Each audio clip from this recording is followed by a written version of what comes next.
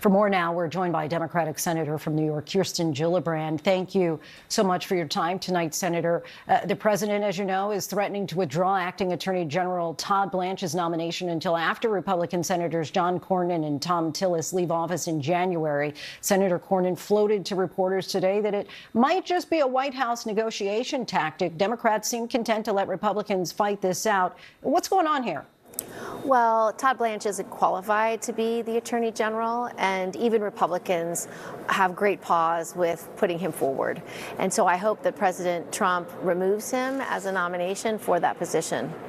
You've called Blanche unfit to be Attorney General. If his nomination is still pulled, he'd still be acting Attorney General. Does that concern you? It does. He doesn't have the right qualifications to be Attorney General. He seems determined to continue to just represent Donald Trump as his personal lawyer, to just create retaliation and his revenge tour.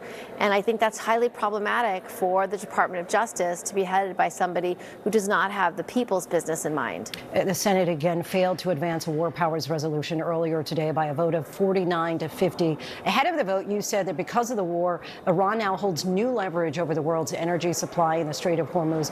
What can the United States do to persuade Iran to give up control of the strait? Well, the reason why I authored the War Powers Resolution is because President Trump doesn't have a plan. He has never had a plan. He doesn't have a strategy. There's no exit strategy.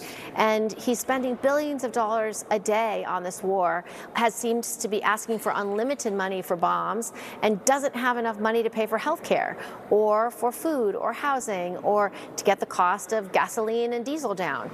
This war is creating enormous turmoil in the world markets for food because of the Strait of Hormuz. Fertilizer has to go through there, diesel, other fuel. And so people's costs keep rising. And New Yorkers just don't understand how this president can support a war that the American people aren't behind. And let's talk about a domestic topic here. You've been outspoken about the Trump administration's decision to cut Medicare subsidies given the cost of the war.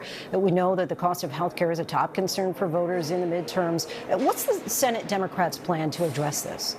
Well, the most recent piece of information is President Trump wants to cut the subsidies to Medicare to pay for the Part D prescription drug plans that a lot of seniors are on. And as you know, medicine, your prescription drugs are life-saving care that if you can't take because you can't afford them, your life is in jeopardy, your life is in peril.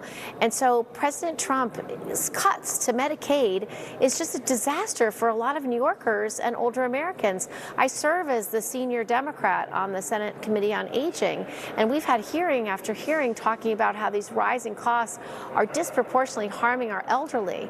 Our parents, our grandparents, older Americans cannot afford any more costs going up. And for President Trump to cut funding to Medicare at a time when he's spending billions on bombs that the country does not want for a war that has not been authorized is unacceptable.